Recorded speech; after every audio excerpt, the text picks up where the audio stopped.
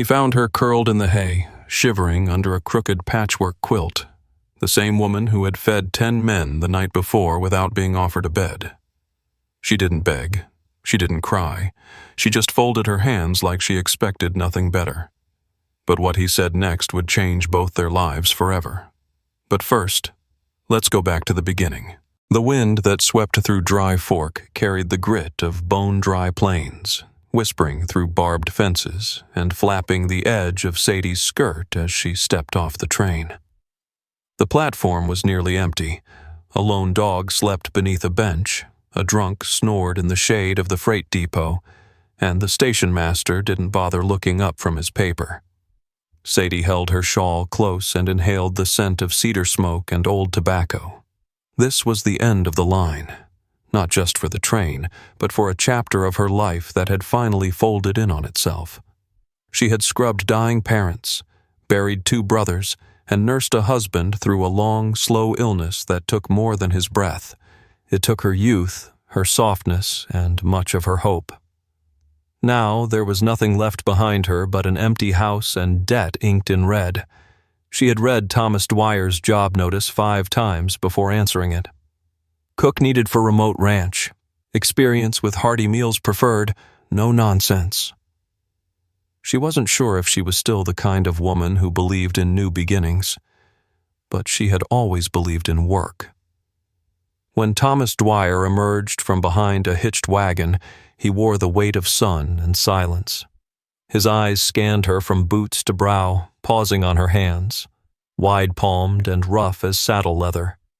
There was no welcome in his expression, just calculation. "You were expecting lace and perfume?" Sadie asked him quietly. He squinted. "Didn't say that." "No, but you thought it." Her voice was calm, dry as the air around them.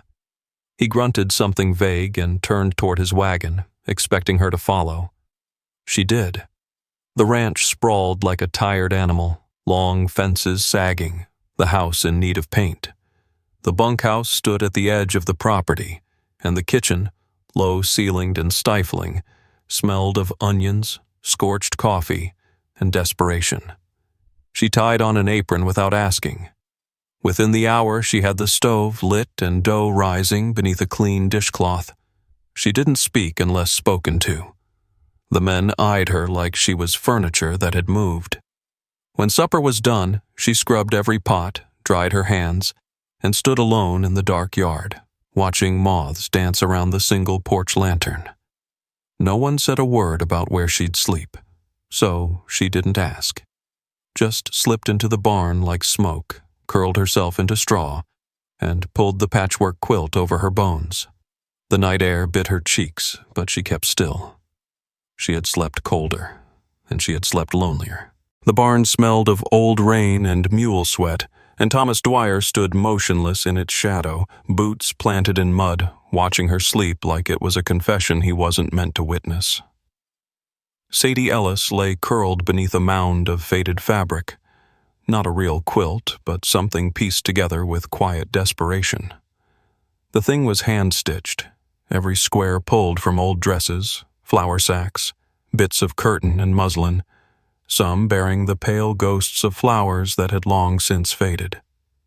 And at the bottom, barely visible in the early light, the word hope, slanted awkwardly, crooked as a broken fence post. She breathed steady, arms crossed over her chest as if to protect something invisible. Her face, even in sleep, held no peace, just the stern stillness of someone who expected to be awakened with a boot to the ribs. Her shoes were placed neatly by her side, soles cracked, heels worn to the nail.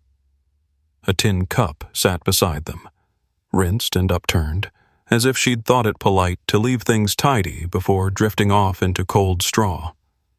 He couldn't explain what made him stop, what rooted him there in that doorway as dew settled on his collar and the cattle groaned in the distance. Maybe it was the way she made herself small, dignified even in the dirt.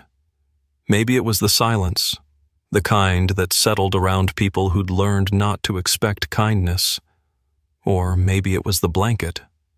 That absurd word stitched like a dare, like a prayer. He didn't speak then, didn't touch her. Just turned and walked out the way he came, his boots crunching over broken kernels of corn and the hiss of hay underfoot.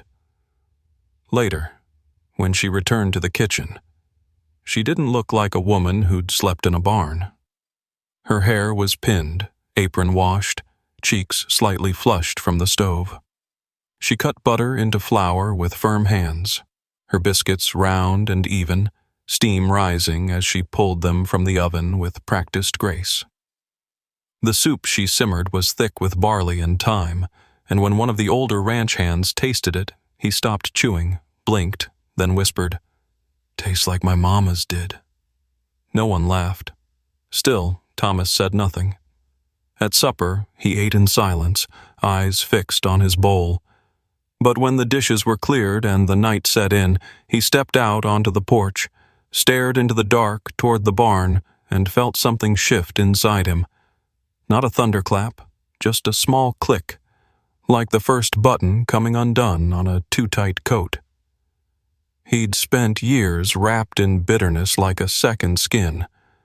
But now, somewhere behind him, a woman was folding her blanket beneath tools and tack, preparing to sleep in silence yet again.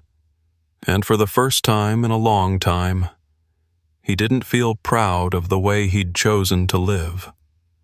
Morning came gray and quiet. He opened the door, found her wiping the flour bin, and cleared his throat like it hurt to speak. "You sleep in the house now," he said. She didn't smile, didn't flinch. "I don't need your pity." He nodded once. "You're not getting it," he said. "You're getting my name." It wasn't a wedding, not by town standards. There was no lace, no vows, no preacher's words to hang memory on. But something shifted the day Thomas Dwyer brought a second rocking chair to the porch. He didn't announce it, just set it beside the first, dusted it with his bandana, and nodded once when Sadie stepped outside, drying her hands on her apron. She said nothing, just sat. And that became the shape of their union. Quiet, deliberate, and stitched together like seams no one saw being sewn. The bunkhouse murmured about it for a week. "She ain't young," muttered one. "Ain't pretty either," said another. But the eldest ranch hand, a man whose eyes had seen too many winters, stirred his stew, looked toward the house, and said, "No, but watch her hands when she serves you." Sadie's hands became the unspoken pulse of the ranch. They mended torn shirts, salted broths just right, and patted shoulders with a weight that made even the loneliest man feel momentarily less so. She didn't preach, didn't pry. She simply noticed things. A limp favoring the left foot. A boy too proud to ask for seconds. A hand that trembled just slightly when it reached for coffee. And Thomas? He began to soften without softening. He still barked orders and cursed at broken fences, but he no longer kicked the porch rail when the gate sagged. He started trimming his beard every Sunday. One morning, he even combed his hair before breakfast. That same week, Sadie found her kitchen broom replaced with a new one, carved at the handle to fit her grip. They shared a bed now, though it might have been 2 planks and a blanket for all the ceremony in it. He never reached for her unless she turned first, and even then his hand was slow, questioning. Respect, not hunger, guided his touch, and Sadie, who had known the kind of loneliness that echoes even in company, found that this kind of quiet companionship held more comfort than she'd imagined. Each night, before turning down the oil lamp, she folded the hope blanket at the foot of their bed with reverence, not because it was warm, but because it had kept her whole. The stitches still held. The word, though crooked, was clear. In some way, she thought, it had brought her here. One night, after a supper of roasted squash and cornbread, Thomas sat with his back against the porch post, pipe resting cold in his fingers. His voice cracked when he spoke, unpracticed. She was 22. Died before I could name the child. I stopped believing in any kind of mercy after that. Sadie listened, didn't interrupt, just let the silence stretch, soft and sturdy as linen. When he finished, she said, "You don't have to believe in mercy, Tom. You just have to live long enough for it to catch up." He looked at her then, not as a cook, not as a placeholder, but as the woman who had walked into his world carrying only a blanket and had, without asking, warmed the entire house. There was no plaque with her name on it, no portrait above the hearth. But if you asked anyone, from the fence menders to the school teacher who boarded on weekends, they'd tell you Sadie Dwyer was the center of the place, not because she ruled it or ran it with a ledger and a list, but because everything on the ranch moved a little better when she was near. She was the woman with the silver braid looped down her back like a ribbon of time, and when she passed, people stopped talking mid-sentence, not out of fear, but respect. Her days began before the rooster, when the frost still clung to the pump handle. You'd find her in the kitchen, not with recipe books or measurements, but with instinct and memory, sourdough that rose by feel, pies that browned like poetry. She used the same wooden spoon for 20 years, the handle smooth from where her thumb rested. When the ranch hands returned from branding or fencing, it wasn't the food alone that nourished them. It was the steadiness, the knowing someone had seen them, planned for them, and was glad they'd come back whole. She knew how to patch a wound with boiled comfrey and how to ease a nightmare with a pot of warm milk and a hand on the shoulder. She mended more than shirts. She mended men, quietly, without a word about it.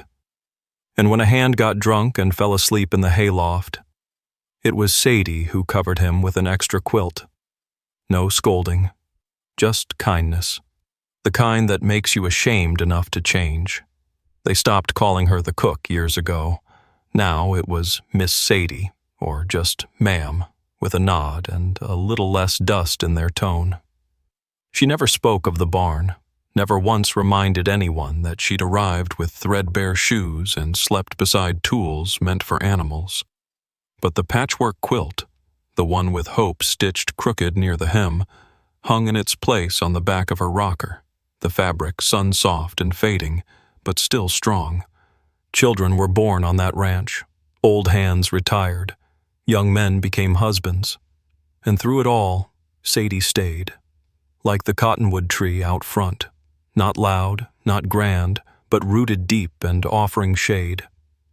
When she helped that young bride tie her veil with weathered fingers, the girl trembled and whispered, "They say Mr. Dwyer used to be a hard man." Sadie smiled, brushing a bit of wind-blown hair from the girl's cheek. "He was," she said, "but even stone softens if it sits near enough to warmth." That afternoon, Thomas crossed the field with a bouquet. Wildflowers, not arranged, just picked. His hands were clumsy but steady. He said nothing when he handed them over. He didn't need to. Sadie took them, held them against her apron, and rocked slow on the porch while the wind moved through the tall grass like a hymn. Because sometimes, love doesn't write letters or carve names in oak. Sometimes it just shows up with flowers and remembers to fix the screen door.